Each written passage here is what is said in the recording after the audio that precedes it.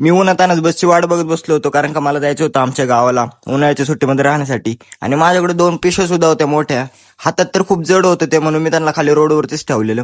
आणि थोड्या वेळाने मग बस सुद्धा आली होती. मला जाताना खूप ताण लागलेली आणि गावाला जायला 1 तास तरी लागतो, त्यामुळे मी सोबत एक बिस्लेरी घेतलेली. इथे एकतर गरमीने नको नको झालंय. बसमध्ये मी तर कोपऱ्यातल्या सीटवरती बसलेलो, म्हणलं जर हवा तरी लागल. आणि खरंच बाहेरनं खूप चांगली हवेत होती. मी तर हवा डुकल्या घ्यायला लागलेलो. आणि मी पोचलो गायज आमच्या गावाला. घरी पोचल्या बघतोय तर काय माझी बहीण इथं भांडी घासायचं काम करत होती. थोड्या वेळाने तर पाऊस चालू झालेला, खूप वीज वगैरे चमकत होती. आणि नंतर पप्पा आम्ही वरती चाललो होतो शेतात. पप्पाने बघा कुत्र्याला कसं कडावरती घेतलंय. गायज आमची माऊ बघा कशी जोरात पळत चालली, तिच्या मागे आमचा दोघीच भाई पण बघा कसं जोरात पळत चाललंय. आणि पटापटा चालत चालत आम्ही पोचलो होतो आमच्या वावरात. आमच्या आधी तर पप्पा वावरात पोचले होते. म्हणलं वावरात आलोय, चला कायऱ्या घेऊन येऊ. पण बघतोय तर काय आज झाडावरच्या सगळ्या कायऱ्या रिकाम्या झालेल्या. माऊ तर खाली पडलेल्या कायऱ्या पप्पांना कॅच देत होती. आणि आम्ही तर गुळ आंबा करण्यासाठी सुद्धा खूप चांगल्या कायऱ्या काढलेल्या. मला तर कायऱ्या बघून तोंडाला पाणीच सुटलेलं. आणि कायऱ्या काढताना तर माझ्या हाताला कधी लागलेले मलाच तपास नव्हता. आणि सगळ्या कायऱ्या काही हातात काही केशट टाकून आम्ही चाललो होतो घरी. सो गाईज भेटून नेक्स्ट ब्लॉग मध्ये. आजच्या ब्लॉग मध्ये एवढंच. पुढचा ब्लॉग सुद्धा गावाकडचाच असेल, सो मिस करू नका. आणि लवकरात लवकर आपल्या पेजला फॉलो करा.